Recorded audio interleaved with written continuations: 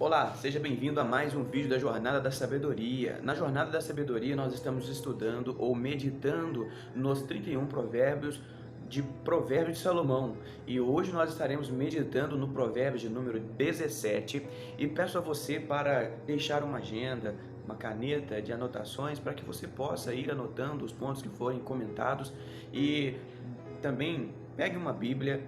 Se você não tem uma Bíblia física, abaixe uma Bíblia no celular. A versão que eu estou utilizando é a versão King James em português. Caso você queira baixar um aplicativo no seu celular com a Bíblia na mesma linguagem, na mesma versão. Vamos à nossa leitura de hoje, Provérbios 17. O título da minha Bíblia, que antes do versículo 1 diz: A paz de Deus é melhor que o ouro. A paz de Deus é melhor que o ouro. Versículo 1. Melhor é um bocado de pão seco com paz e tranquilidade do que a casa repleta de carnes e contendas. O servo prudente saberá controlar o filho de conduta vergonhosa e participará da herança como um dos irmãos. O ouro e a prata são provados pelo fogo, mas é o Senhor quem revela quem as pessoas realmente são. Os maus dão grande atenção às más notícias, assim como os falsos apreciam ouvir mentiras. Quem zomba dos pobres revela desprezo pelo Criador deles. Quem se alegra com a desgraça dos outros não ficará muito tempo sem castigo. Os filhos dos filhos são uma gloriosa honra para os idosos, e os pais são o orgulho dos seus filhos. No início, o primeiro versículo, ele pode também remeter a princípios de finança, mas observando a sabedoria, diz que é melhor um bocado de pão seco com paz, ou seja, a paz, você buscar viver em paz, e nós aprendemos que a sabedoria promove isso na nossa vida, e tranquilidade. É melhor você buscar paz e tranquilidade, e mesmo que esteja comendo um pão seco, como refere aqui Salomão, do que a casa repleta de carne cheia de contendas.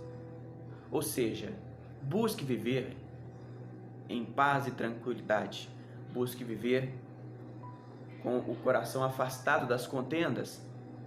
Não se envolva com contendas, com problemas que vão te causar uma devastação, vão trazer para a sua vida sentimentos de mágoa, rancor, angústia, ódios. Então, é importante nós sabermos de que podemos comentar sobre finança aqui, iremos tratar em um novo momento. Vamos ao versículo 2, que fala sobre o servo prudente, ele saberá controlar o filho da conduta vergonhosa. Então nós precisamos aprender, como servos prudentes, a ajudar os filhos a não caírem em vergonha, orientá-los. A pessoa prudente saberá controlar o filho da conduta vergonhosa. E aqui diz que até participará da herança como um dos irmãos. Então veja bem, o servo prudente, o que está falando aqui? Vamos lembrar que servo é a pessoa que trabalha na servidão. Antigamente chamava de servo, mas vamos aqui para os tempos de hoje chamar de empregado, aquela pessoa que trabalha no exercício de alguma atividade, seja no palácio de Salomão, ou seja, em sua casa, vamos chamar assim, na sua casa, no seu trabalho, na sua empresa. Então, o servo prudente saberá controlar o filho de conduta vergonhosa. Então, é importante nós termos a intenção de que o servo precisa ser prudente. Nós, independentes de onde estivermos, quando você, em alguns momentos, estiver atuando como servo, servindo outras pessoas, seja por meio do seu trabalho, por meio do seu serviço, por meio dos produtos que você oferece, enfim, qualquer que seja a sua forma de servir, seja ela por meio comercial, você negociando, ou seja ela por meio de voluntário ou sem custo algum, servindo as pessoas, servindo de forma a ajudar uma assistência àquela pessoa, precisamos ser prudentes. E aqui fala que o servo prudente, além dele controlar a vergonha, a conduta vergonhosa do filho, que muitas vezes pode escandalizar o servo dentro da casa de confiança dos seus senhores, esse empregado, ele inclusive vai ser incluído entre os que receberão a herança, como se fosse um irmão. Então, ele acaba sendo considerado um membro da família.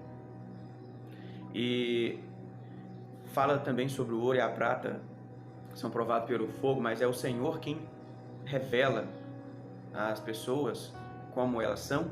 Então, Deus revela, Deus leva à tona, Deus mostra quem as pessoas são. E então, aprenda que Deus pode mostrar quem você é. E você precisa estar preparado, ou as suas atitudes precisam fazer de você realmente uma pessoa que possa ser considerada sábia, prudente, uma pessoa que possa ser considerada íntegra, reta, que teme ao Senhor, que se afasta do mal, uma pessoa de caráter justo. Então, isso é importante para nós. Uma outra coisa que quero deixar ênfase aqui é o último versículo. Os filhos dos filhos, ou seja, os netos, são gloriosa honra para os idosos. Os netos é gloriosa honra para os idosos. E os pais são orgulho para os filhos. Aqui, quando usa a palavra orgulho, não está se referindo ao sentimento de soberba, altivez e arrogância, mas está trazendo o sentido de prazer, de grande satisfação com o próprio valor e como honra, como própria honra. Então, esse é o significado, o sentido da palavra orgulho expressada por Salomão no versículo de número 6.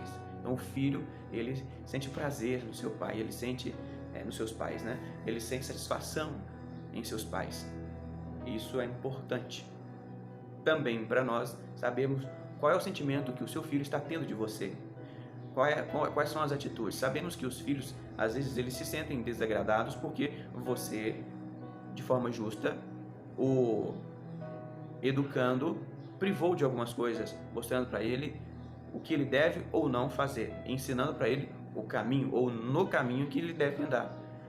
Mas, mesmo ele talvez não gostando naquele momento de ser repreendido, mas depois ele aprendendo o que deve ser feito porque você ensinou, no final de todo o resultado, o filho precisa sentir orgulho, sentir prazer, sentir satisfação em seus pais. Ao versículo 7, vamos à leitura.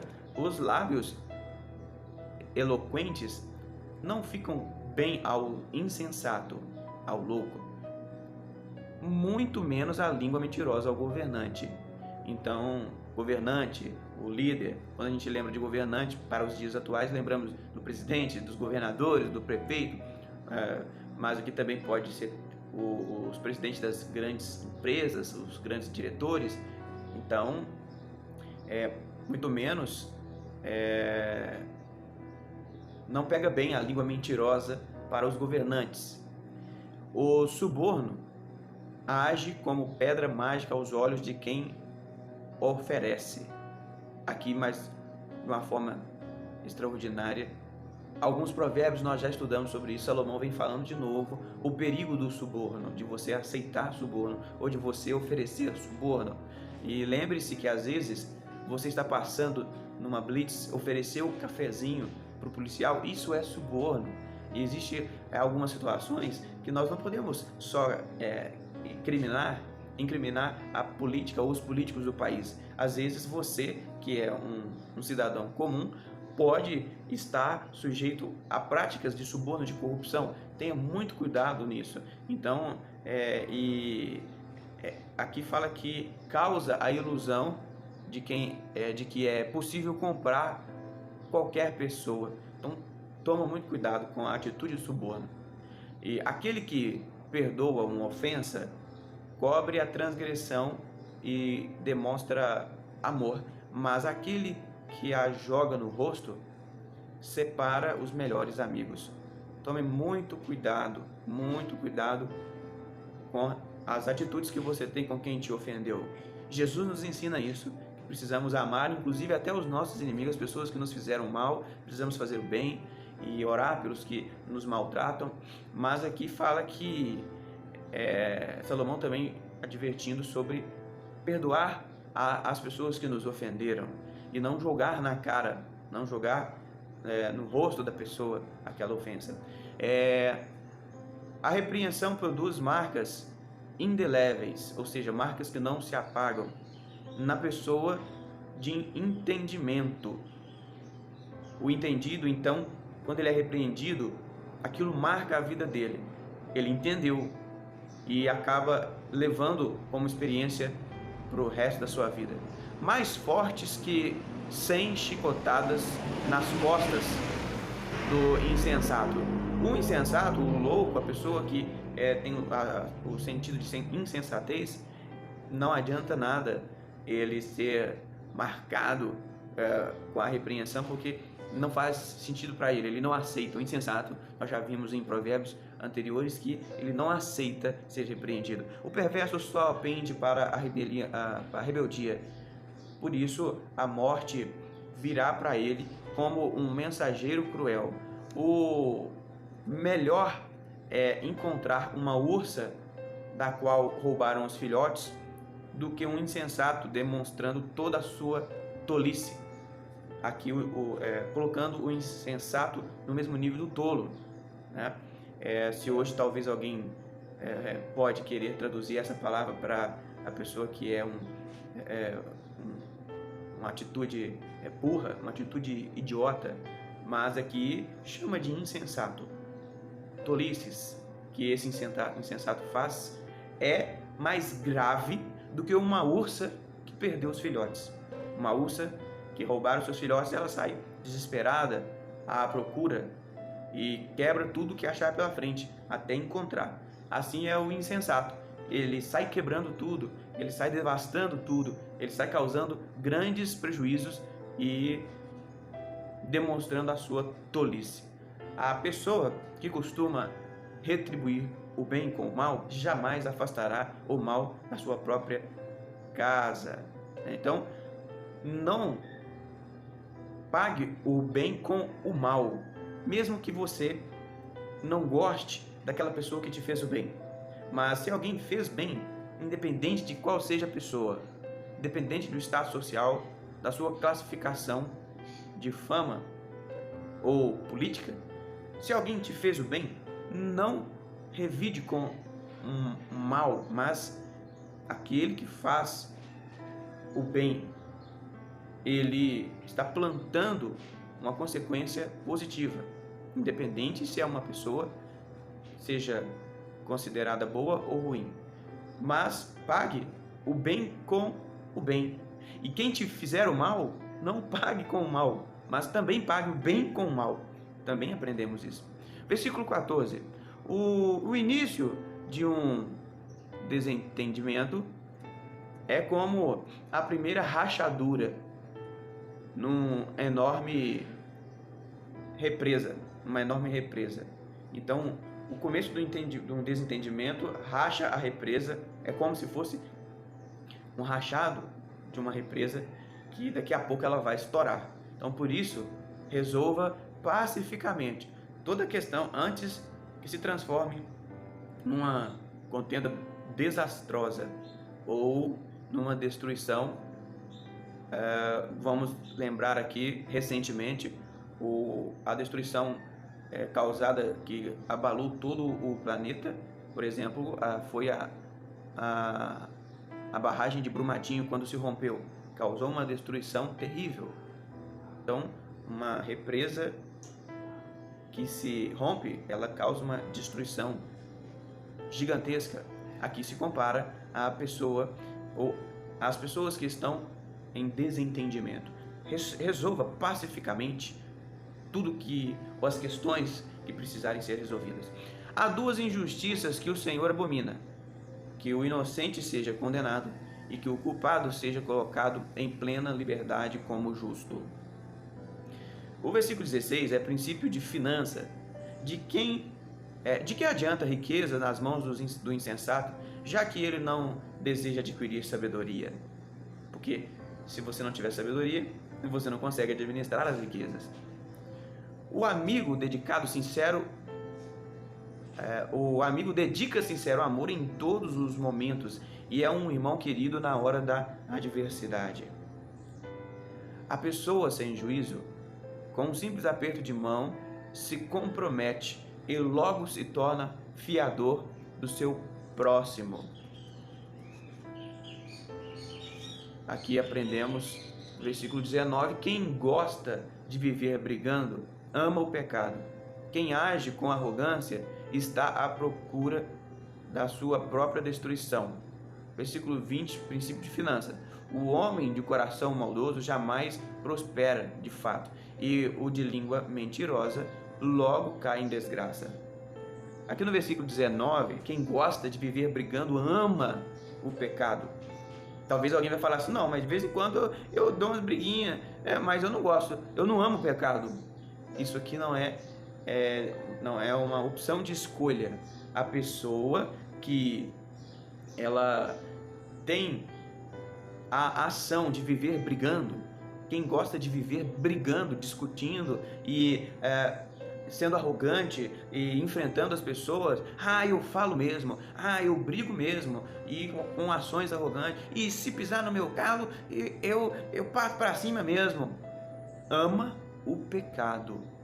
Essa pessoa que pratica isso ama o pecado. E não sou eu que estou falando, é a Bíblia. Versículo 21. O filho insensato só produz tristeza, e nenhum contentamento tem o pai do que pratica tolices. O coração bem disposto é remédio de grande eficácia, mas a alma deprimida consome até os ossos do corpo todo o vigor. Então, quem vive deprimido, todo o seu corpo padece, até os ossos do seu corpo é retirado o vigor. Mas a pessoa está bem disposta, o coração, o sentimento bem disposto, as emoções bem dispostas, isso é remédio de grande eficácia. Então, às vezes, os seus sentimentos, suas emoções, vai ajudar a preservar, a trazer a saúde para a sua vida. Por isso, é muito importante você sempre procurar tratar suas emoções, o seu psique, o seu psicológico. O versículo 23, o ímpio tem prazer em aceitar às escondidas qualquer suborno, a fim de desviar o rumo da justiça. No início, falamos sobre a questão de oferecer o suborno, e aqui nós estamos falando a questão de receber ou aceitar o suborno. Você está se desviando rumo a praticar atos injustos. Então não adianta nada você cobrar justiça se você é injusto. Se você recebe um troco a mais e não devolve, se você oferece o cafezinho para o policial, se você cola na prova, na escola, se você é injusto.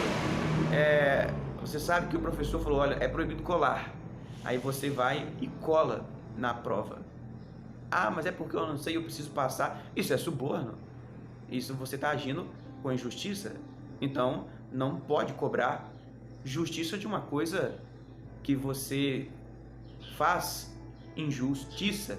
Então, se você é injusto, por que cobrar a justiça se você é injusto com as outras pessoas ao seu redor?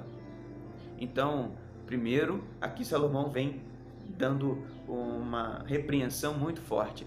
Seja justo para que você possa, no mínimo, cobrar justiça. Então, seja justo, reto, desvia-se do mal.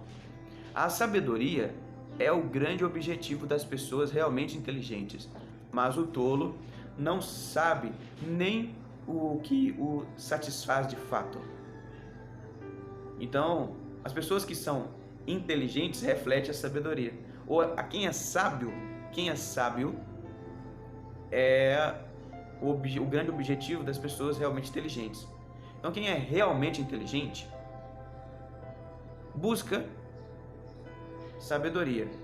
Muitas pessoas que são inteligentes não têm sabedoria.